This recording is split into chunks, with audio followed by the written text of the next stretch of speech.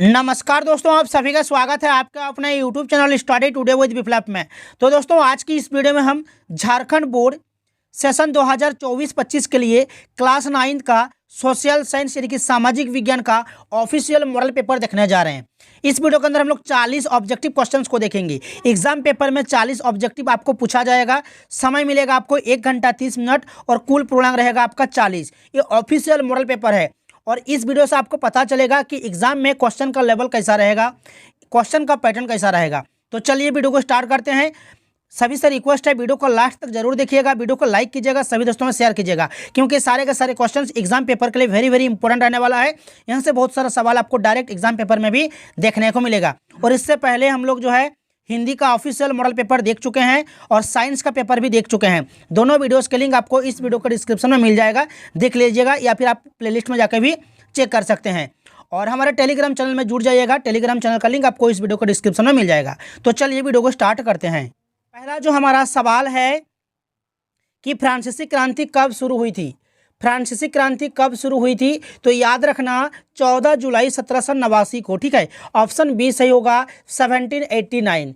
और 1789 ईस्वी में फ्रांस में क्रांति किसके शासनकाल में हुई थी, ये भी एग्जाम में पूछा जाता है। तो याद रखना लुई 16वां। ठीक है, लुई 16वां के शासनकाल में 1789 ईस्वी में फ्रांस में क्रांति शुरू हुई थी। तो ऑप्शन नंबर बी यहाँ पर सही उत्तर हो जाएगा। नेक्स्ट हमारा सवाल कि फ्रांसीसी क्रांति में बुर्जुआ शब्द का क्या अर्थ है। फ्रांसीसी क्रांति में बुर्जुआ शब्द का क्या अर्थ है। यहाँ पर कुलीनता, पादरी, मध्यम वर्ग, किसान। तो यहाँ पर ऑप्शन नंबर सी सही उत्तर हो जाएगा, यहाँ पर मध्यम वर्ग हो जाएगा। नेक्स्ट हमारा सवाल कि कट्टरपंथी जैकोबिन्स ने किस राजनीतिक क्लब की स्थापना की थी। तो जैकोबिन क्लब की स्थापना की थी। ठीक है, जैकोबिन यहाँ पर सही उत्तर हो जाएगा। नेक्स्ट सवाल कि नेपोलियन बोनापार्ट ने खुद को फ्रांस का सम्राट कब घोषित किया। नेपोलियन बोनापार्ट ने खुद को फ्रांस का सम्राट कब घोषित किया था, तो ये 1804 में किया था। ठीक है, 1804 आपका यहाँ पर सही उत्तर हो जाएगा। नेक्स्ट हमारा सवाल है कि होलोकॉस्ट किससे संबंधित है। होलोकॉस्ट किससे संबंधित है। प्रथम विश्व युद्ध, रूसी क्रांति, अमेरिका की क्रांति या फिर द्वितीय विश्व युद्ध। तो यहाँ पर ऑप्शन नंबर डी सही उत्तर हो जाएगा, द्वितीय विश्व युद्ध। और द्वितीय विश्व युद्ध कब से कब तक चला था, याद रखना 1939 से लेकर 1945 तक चला था। ठीक है, नेक्स्ट हमारा सवाल कि भारत की सबसे बड़ी नदी कौन सी है। सबसे बड़ी नदी कौन सी है, तो याद रखना भारत की सबसे बड़ी नदी जो है गंगा नदी है। ठीक है, गंगा नदी। और इसकी लंबाई का अगर बात करें तो 2500 किलोमीटर से भी अधिक है। ठीक है, 2500 किलोमीटर से भी इसकी जो है लंबाई अधिक है। ठीक है, नेक्स्ट हमारा सवाल कि भारत की अक्षांशीय सीमा कितनी है। तो भारत की अक्षांशीय सीमा जो है याद रखना 8 डिग्री 4 मिनट उत्तर से 37 डिग्री 6 मिनट उत्तर। ठीक है, यानी कि ऑप्शन नंबर ए आपका सही उत्तर हो जाएगा। और एग्जाम में ये भी पूछा जाता है कि भारत की देशांतरीय सीमा कितनी है। तो देशांतरीय सीमा का अगर बात करें तो 68 डिग्री 7 मिनट पूर्व से। ठीक है, 97 डिग्री 25 मिनट पूर्वी। ठीक है, ये देशांतरीय सीमा है। भारत की सबसे उत्तरी पर्वत श्रृंखला कौन सी है। भारत की सबसे उत्तरी पर्वत श्रृंखला जो है हिमालय हो जाएगा, यहाँ पर आपका सही उत्तर। नेक्स्ट सवाल कि कपास उगाने के लिए कौन सी मिट्टी सबसे उपयुक्त है। तो देखिए, कपास की खेती के लिए जो है काली मिट्टी सबसे अधिक उपयुक्त है। तो काली मिट्टी आपका यहाँ पर सही उत्तर हो जाएगा। और काली मिट्टी को रेगुर मृदा भी कहा जाता है, ये भी एग्जाम में पूछा जाता है, याद रखना। तो ऑप्शन नंबर सी हमारा यहाँ पर सही उत्तर हो जाएगा। नेक्स्ट हमारा सवाल कि किस नदी को दक्षिण गंगा के नाम से जाना जाता है। किस नदी को दक्षिण गंगा के नाम से जाना जाता है, तो गोदावरी नदी को। ठीक है, गोदावरी आपका यहाँ पर सही उत्तर हो जाएगा। और गंगा नदी का उद्गम स्थल एग्जाम में पूछा जाता है, याद रखना गंगा नदी का उद्गम स्थल गंगोत्री है। ठीक है, गंगोत्री। ठीक है, सभी से रिक्वेस्ट है वीडियो को लास्ट तक जरूर देखिए, वीडियो को एक लाइक जरूर कीजिए और सभी दोस्तों में शेयर कीजिए। और हमारे चैनल में जुड़े रहने के लिए चैनल को सब्सक्राइब करके रखिए और हमारे टेलीग्राम में जुड़ जाइएगा। टेलीग्राम चैनल का लिंक आपको वीडियो के डिस्क्रिप्शन में मिल जाएगा। नेक्स्ट जो हमारा सवाल है कि लोकतंत्र की मुख्य विशेषता क्या है। एक व्यक्ति द्वारा शासन, सेना द्वारा शासन, लोगों द्वारा शासन, धार्मिक नेताओं द्वारा शासन। तो देखिए लोकतंत्र की मुख्य विशेषता क्या है, यहाँ पर हो जाएगा लोगों द्वारा शासन। ठीक है, लोकतंत्र शासन का एक ऐसा रूप है जिसमें शासकों का चुनाव जनता द्वारा करती है। ठीक है, तो यहाँ पर लोगों द्वारा शासन आपका सही उत्तर हो जाएगा। नेक्स्ट हमारा सवाल कि ऐसी प्रणाली के लिए क्या शब्द इस्तेमाल किया जाता है जो लोग अपने प्रतिनिधियों का चुनाव करते हैं। लोकतंत्र में अंतिम फैसला लेने की शक्ति जनता द्वारा, ठीक है, चुने हुए प्रतिनिधियों के पास होती है। तो यहाँ पर आपका लोकतंत्र जो है आपका यहाँ पर सही उत्तर हो जाएगा। नेक्स्ट सवाल कि कौन सा देश प्रत्यक्ष लोकतंत्र का उदाहरण है। USA, China, Bharat, Switzerland. तो यहाँ पर प्रत्यक्ष लोकतंत्र का बात किया जा रहा है, तो यहाँ पर स्विट्जरलैंड जो है सही उत्तर हो जाएगा। भारतीय संविधान कब अपनाया गया था। तो देखिए भारतीय संविधान को अपनाया गया था 26 नवंबर 1949 को। ठीक है, 26 नवंबर 1949 यानी कि ऑप्शन नंबर डी आपका सही उत्तर हो जाएगा। भारतीय संविधान का निर्माता किसे माना जाता है। तो देखिए भारतीय संविधान का निर्माता जो है BR अम्बेडकर को माना जाता है, डॉक्टर भीमराव अम्बेडकर। ये आपका ऑप्शन नंबर बी सही उत्तर हो जाएगा। नेक्स्ट हमारा सवाल कि ग्रामीण भारत में मुख्य व्यवसाय क्या है। तो देखिए ग्रामीण भारत में मुख्य व्यवसाय क्या है, कृषि कार्य करना। ठीक है, खेती बाड़ी करना जो है ग्रामीण क्षेत्र में अधिक होती है। तो ऑप्शन नंबर सी हमारा सही उत्तर हो जाएगा। नेक्स्ट हमारा सवाल कि वस्तुओं और सेवाओं के उत्पादन पर खर्च किए गए धन को क्या कहते हैं।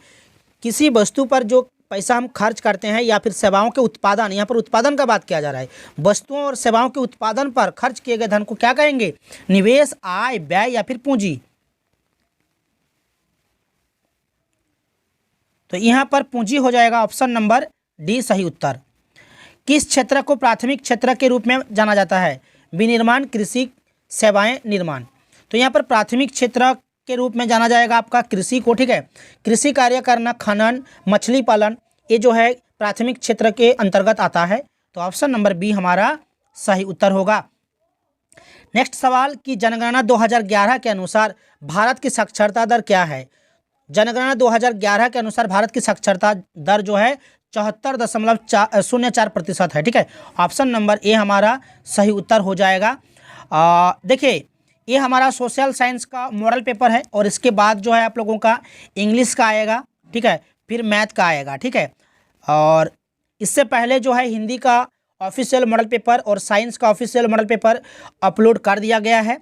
आप लोग जो है प्लेलिस्ट में जाके चेक कर सकते हैं, प्लेलिस्ट में आप लोगों को वीडियो मिल जाएगा। ठीक है, और नेक्स्ट जो हमारा सवाल है कि भारत में बेरोजगारी पर डेटा कौन सा संगठन एकत्र करता है। भारत में बेरोजगारी पर डेटा कौन सा संगठन एकत्र करता है। तो याद रखना NSSO। ठीक है, ऑप्शन नंबर ए हमारा सही उत्तर हो जाएगा। नेक्स्ट सवाल है कि कर्क रेखा कितने भारतीय राज्यों से होकर गुजरती है। तो देखिए कर्क रेखा जो है ना भारत के अंदर 8 राज्यों से होकर गुजरती है, 8 राज्य। ठीक है, मध्य प्रदेश हो गया, राजस्थान हो गया, छत्तीसगढ़, झारखंड, गुजरात, पश्चिम बंगाल, त्रिपुरा और मिजोरम। ठीक है, ये 8 राज्य से होकर गुजरती है। नेक्स्ट जो हमारा सवाल कि हरित क्रांति का मुख्य उद्देश्य क्या है, क्या था। औद्योगिक उत्पादन बढ़ाना, प्रदूषण कम करना, सेवा क्षेत्र का उत्पादन बढ़ाना या फिर कृषि उत्पादन बढ़ाना। तो हरित क्रांति का मुख्य उद्देश्य था कृषि उत्पादन को बढ़ाना। तो ऑप्शन नंबर डी सही उत्तर होगा। मौलिक अधिकार, देखिए कौन सा मौलिक अधिकार कानून के समक्ष समानता सुनिश्चित कराता है। तो यहाँ पर समानता का बात किया जा रहा है, समानता सुनिश्चित कराता है समानता का अधिकार। ठीक है, ऑप्शन बी सही होगा।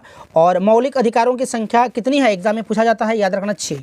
ठीक है, नेक्स्ट हमारा सवाल मौलिक अधिकारों का वर्णन संविधान के कितने भाग में वर्णित है, ये भी एग्जाम में पूछा जाता है, याद रखना तीसरे भाग पर। ठीक है, तीसरे भाग में।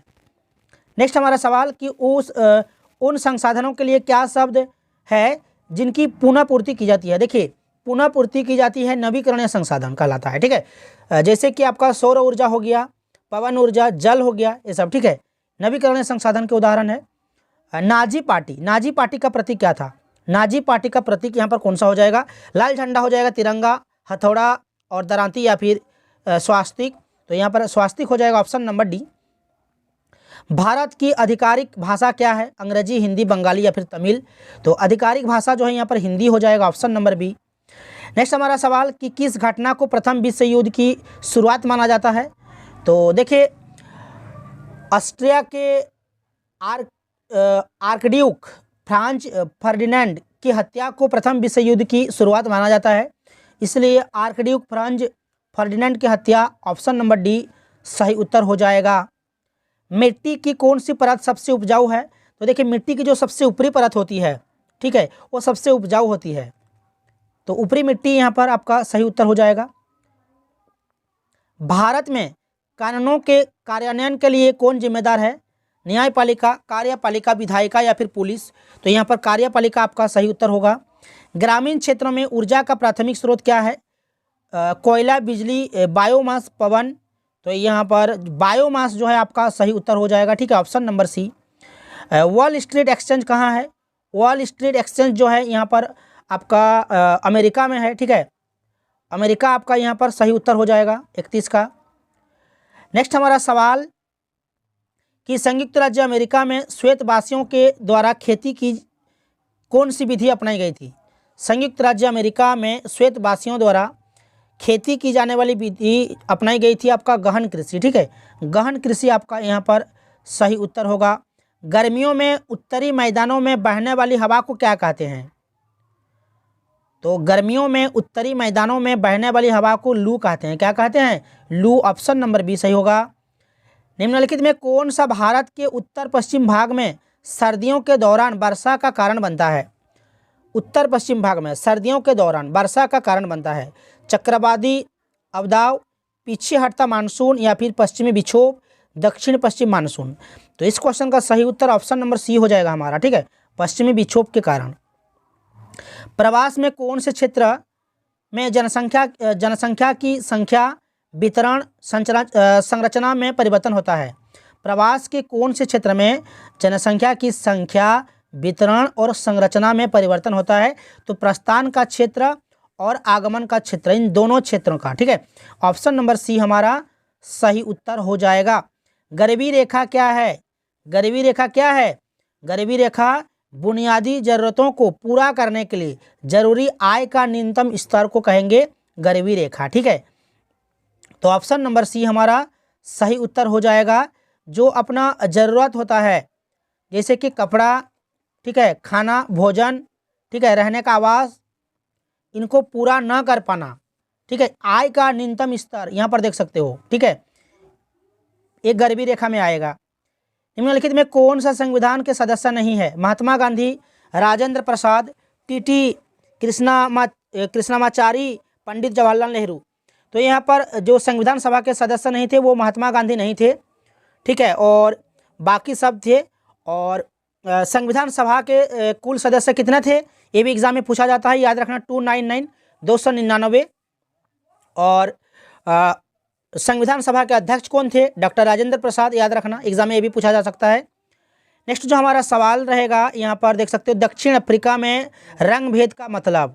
तो देखिए, दक्षिण अफ्रीका में रंग भेद का मतलब था नस्लीय अलवान, ठीक है, इनकी नीति, नस्लीय अलवान की नीति। इस नीति के तहत काले और गोरे लोगों को अलग अलग रहना पड़ता था, ठीक है। तो यहाँ पर लिंग है, धर्म है, जाति है, आर्थिक स्थिति है।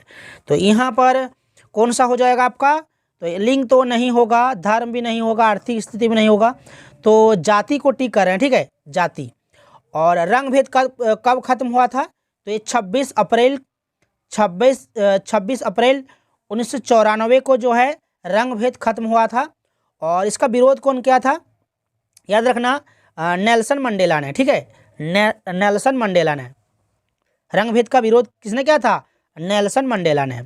और रंग भेद कब खत्म हुआ था? 1994 में। भारतीय संविधान कब लागू हुआ था? 26 जनवरी 1950 को, ठीक है, भारतीय संविधान कब लागू हुआ था? 26 जनवरी 1950 को। लास्ट जो हमारा सवाल देख सकते हो, लास्ट हमारा सवाल है कि भारतीय राष्ट्रीय कांग्रेस का 1931 का अधिवेशन कहाँ आयोजित किया गया था? नागपुर, दिल्ली, कलकत्ता या फिर कराची? तो इस क्वेश्चन का सही उत्तर ऑप्शन नंबर डी हो जाएगा, कराची में, ठीक है। तो ये क्लास 9 सोशल साइंस का ऑफिशियल मॉडल पेपर था। और इसके बाद जो है इंग्लिश का मॉडल पेपर अपलोड किया जाएगा, फिर मैथ का वीडियो जो है अपलोड किया जाएगा। ठीक है, बस आप लोग चैनल के साथ जुड़े रहिए, चैनल को सब्सक्राइब करके रखिए, वीडियो को लाइक और शेयर कीजिए। तो चलिए मिलते हैं नेक्स्ट वीडियो में।